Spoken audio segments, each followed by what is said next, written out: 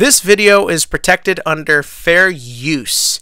No time for a joke today, people, because, well, I think I owe a bit of an explanation. So on Saturday, when I did my Death Note review, I said I would do an analysis of how the anime and the movie are different. I haven't done that yet. I said I would do an Arrow Manga Sensei review. I haven't done that yet. I said I want to do a Saikano review. I haven't done that yet.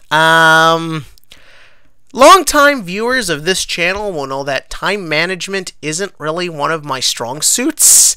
I will do them eventually. I don't know when. I have a regional Saturday and the rest of the week I have bad work hours.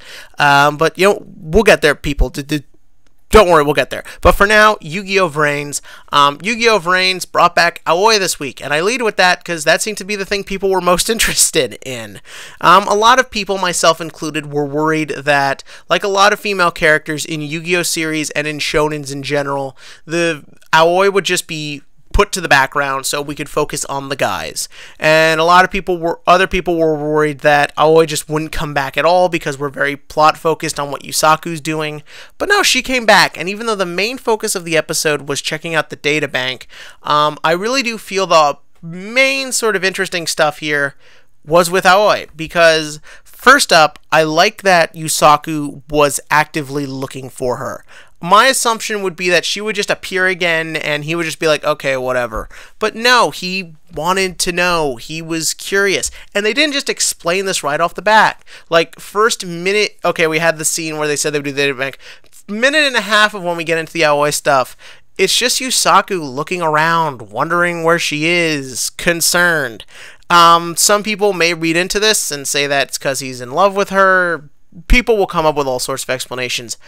I like it because, A, they didn't just come out and say this, they showed it and then told us. Because remember, as I keep saying, visual medium, show don't tell. But what I liked is that it showed Yusaku, to whatever extent we don't know, but he does have some care for her. Maybe it's because he can relate to her because they're both lonely. Maybe it is exactly what he said, that she's a good duelist, she shouldn't just go out this way. Maybe it could be anything. But again, I like that that was put front and center. Because when we get to the Aoi scene, I really like that too. Again, it was more subtlety. It wasn't big exposition dump. What's she doing? Well, Akira won't let her probably leave the house. Honestly, could you really blame him? I mean, she was just held hostage by a terrorist, and we don't know how much time has passed. It could have been a week ago, it could have been 2 weeks ago, who knows. But basically, Akira won't let her leave the house, which I love because that sounds very Akira. Like, just because we now know he's not evil or a terrible person doesn't mean he isn't still the controlling person we've been led to believe thus far. And so, yeah, it makes sense he probably would go a little off the rails and wouldn't even let her leave the house. I can buy that. Same thing with not letting her into Link Vrains as well. That's kind of what led to this. But then we get some really interesting character development for Aoi. We see more of a driven side to her. I like that she sends the little moth to spy on her brother meeting up with Emma. That's a neat little scene because it also tells you a lot more about her. Up until now, we don't know a lot about Aoi. Her personality, at least we know the backstory and all that. But seeing that she is resourceful and she is intelligent and she can figure her ways out of scenarios that aren't just dueling is kind of a neat idea. Again, I like the fact that it's just this little spy camera. She's trying to figure out what's going on, what's happening, why is all this happening. We don't know the full intent yet, but I kind of like that. Again, we'll most likely get next episode or the episode after. She'll give a big speech about why she's doing this, and that'll convince Yusaku to keep her around, but I liked it. I liked sort of this more subtle look into things. I like that she's taking initiative. It's a really good step in the right direction, I feel. Emma, too, was also really interesting in this. I like the idea that, you know, again, it's sort of what I was saying. I forget if I brought this up last week or the week before. She's the kind of person, she has backup plans to her backup plans. She gave the data up to Yusaku because she knew that he could probably do better with it than she could. Also because he won the duel and all that stuff. But that doesn't mean she doesn't have ways to take advantage of the situation she's put in. She's manipulating everybody, and everybody knows it, and I like that. Everyone here is intelligent. Everyone knows when someone's about to backstab them in this. Like, obviously she's manipulating Aoi to get what she wants, but I'm sure Aoi knows. Aoi knows that this helps her type thing. Like, that's what's going on here, and it's really a neat little thing. I liked seeing the whole sort of Emma sort of keeps up the facade type thing that she hasn't let out in this. Oh, I do find it a little cheap though that they went into the data bank like a minute before Aoi shows up. So it's like, oh boy, I don't have to explain this yet. That was kind of neat. I guess the other big thing here, the duel against the AI. Whatever, the idea that he uses hand destruction is kind of neat, but seeing as we barely know what any of the cards in Yusaku's hand do, I imagine they'll have graveyard effects that will save his butt. Always showing up at the end there is neat.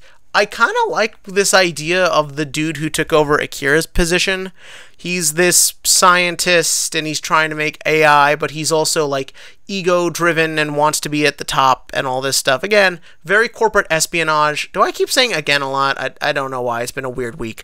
But essentially, it's interesting because he, I imagine, will play big into what's going on with all the AI stuff. And that'll be pretty interesting. He's obviously very corporate driven and all that stuff, and it's neat. And that's what I can say about this episode. It's neat. It has a lot of neat stuff in it. I give the animation a ton of credit for putting show don't tell in the front. Really good, solid all around. But what did you think? In the comments section, tell me below.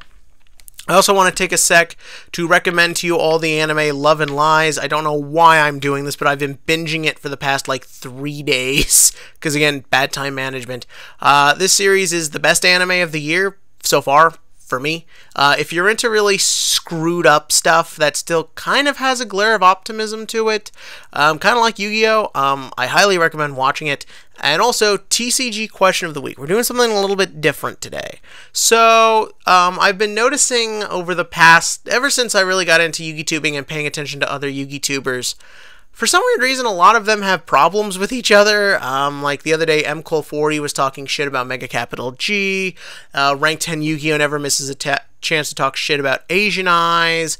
A lot of Yu-Gi-Tubers just bash others just based on how they run their content. And I'm sure some people thought my tin opening video was me trying to make fun of others. I don't personally hate any other Yu-Gi-Tubers.